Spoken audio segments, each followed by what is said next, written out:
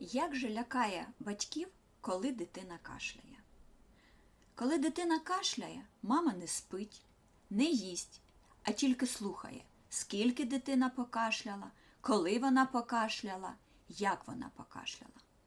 Але, любі батьки, я хочу вас втішити, що кашель – це необхідний, життєнеобхідний рефлекс, який потрібен нам для захисту наших дихальних шляхів від попадання туди чужорідних тіл. І радійте, що ваша дитина має гарний, сильний кашльовий рефлекс. А от чому ми кашляємо, ми зараз з вами розберемося. Поїхали! Кашльові рецептори. Що таке і навіщо нам потрібні кашльові рецептори? Кашльові рецептори, можна сказати, що це такі чутливі датчики, які реагують на різні подразнення, такі як слиз, мокротиння, набряк, пилинки, крихта хліба чи ще що-небудь. Вони, тобто ці рецептори, розташовані у нас в носовій порожнині, в горлі, в гортані, в трахеї, в бронхах. І вони реагують на подразнення. Далі, коли у нас іде подразнення цих рецепторів, то інформація по ось оцим чутливим нервам потрапляє в наш кашльовий центр, який знаходиться в стовбурі головного мозку. Там іде перероблення інформації і далі кашльовий центр надсилає інформацію по рухливим нервам до наших м'язів. Дихальних м'язів, м'язів гортані, м'язів трахеї, бронхів, живота, діафрагми. Для чого? Для того, щоб вони скоротилися і відбувся кашльовий рефлекс. Як відбувається наш кашльовий рефлекс? Тобто, ось на першому силуеті це звичайне дихання. Другий силует показує, що людина хоче кашлянути. Вона вдихає більшу кількість повітря. Бачите, тут стрілочками показана відкрита голосова щілина. В легені заходить більша кількість повітря. Далі голосова щілина замикається, тобто змикаються голосові зв'язки, створюється в легенях уже підвищений тиск. Далі починають скорочуватися м'язи, дихальні м'язи, м'язи глотки, трахеї, діафрагми. Тиск іще підвищується, відкривається голосова щілина і повітря під великим тиском, відриваючи мокроту і різні чужорідні тіла, викашлюється і виходить назовні. Отак відбувається кашльовий поштовх. В залежності від того, де виникає кашель, в яких органах, і механізм його виникнення інший, і лікування його інше. Зараз ми коротко розберемось, де може виникати цей кашель, яка його характеристика, а лікувати його буде ваш лікар. Такий різний кашель. Поїхали. Так званий синдром постназального затікання. Коли він виникає? Коли у нас є запальний процес в слизовій носа, в приносових пазухах на аденоїдах, слиз, який там накопичується, а також набряк, який, до речі, може бути не тільки внаслідок інфекційного агента, а також і внаслідок алергічного компонента, приводить до подразнення рецепторів, які знаходяться в носовій порожнині, в приносових пазухах, і виникає кашель. Як ми будемо лікувати цей кашель?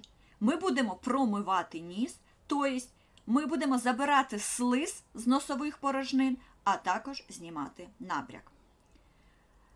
Наприклад, у малих дітей синдром прорізування зубів. Внаслідок прорізування зубів у дитини набрякають десна, а також відбувається секреція більшої кількості слини.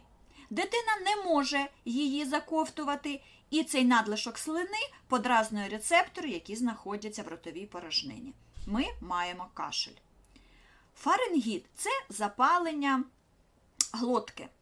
Внаслідок гіперемії, а також накопичення слизу подразнюються рецептори, які розташовані у нас в глотці. Як ми будемо лікувати? Ми будемо знімати, блокувати цей кашель. Ларингіт. Ларингіт виникає при набрякі голосових зв'язок. А голосові зв'язки у нас знаходяться на вході в трахею.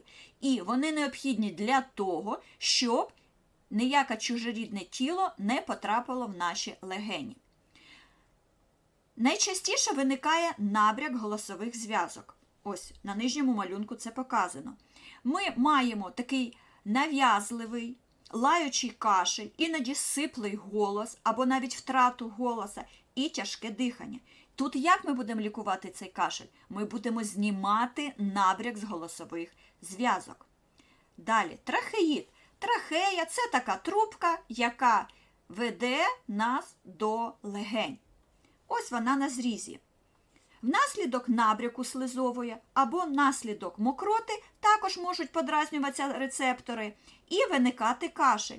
Як ми тут будемо лікувати? Ми будемо знімати набряк із слизової трахеї і призначати терапію, яка буде полегшувати відкашляння цього слизу.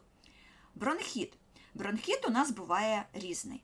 Наприклад, бронхіт, який зв'язаний набряком слизової бронхів або спазмом її м'язів. І тут основна терапія буде на зняття спазму і набряку, тобто ми будемо використовувати бронхолітичну терапію. Якщо у нас бронхіт пов'язаний з накопиченням мокроти в бронхах, то наша терапія буде направлена на видалення цієї мокроти. І що ж в легенях? А в легенях рецепторів немає. І тому послухайте нас, бо я боюся, що у нас запалення легень неправомірне. Да, дуже часто пневмонія розвивається після запалення бронхів, і тоді є кашель. Але тяжкі пневмонії, первинно, які розвиваються в легенях, вони дуже рідко супроводжуються кашлем. Тому в легенях рецепторів немає. Плевра. Плевра – це така оболонка, яка вкриває наші рецептори, яка вкриває наші легені. І при подразненні рецепторів викликається кашель.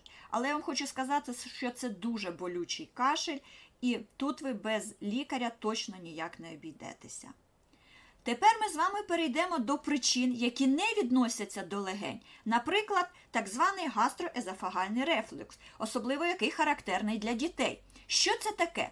Між стравоходом і шлунком у нас є такий сфінктер, який замикається, як ви бачите на першому малюнку, і не дає вмісту шлунку потрапляти у стравохід. У дітей за рахунок анатомічної незрілості цього сфінктера він може закриватися нещільно. І тому, особливо в положенні горизонтальному, після прийняття їжі, вміст із шлунку може потрапляти в глотку, подразнюючи ці рецептори, і дитина може мати кашель. Подразнення центру кашлю безпосередньо. Наприклад, якщо дитина довго хворіла, у неї довго горіла і довго кашляла, у неї постійно функціонував центр кашлю, у неї може закріпитися ця домінанта. І дитина просто буде ходити і кашляти, як ми кажемо, нервовий кашель. Як ми його будемо лікувати? Ми будемо заспокоювати нервову систему. Ще таким прикладом може бути кашель після коклюшу, коли самого збудника й близько немає, а на центр кашлю у нас впливає токсин. Ми тоді що даємо? Намагаємося дати блокатори кашлю. Тимомегалія. Знову це така більш характерна для маленьких дітей проблема.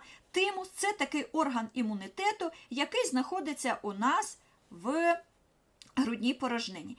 І при збільшенні тимуса він може надавлювати як на трахею, так і на легені. І може викликатися знову таки кашель більше частіше в горизонтальному положенні. Дуже часто кашель виникає, коли ми маємо проблеми з серцем. Але тут же розбираємося ми з кардіологами.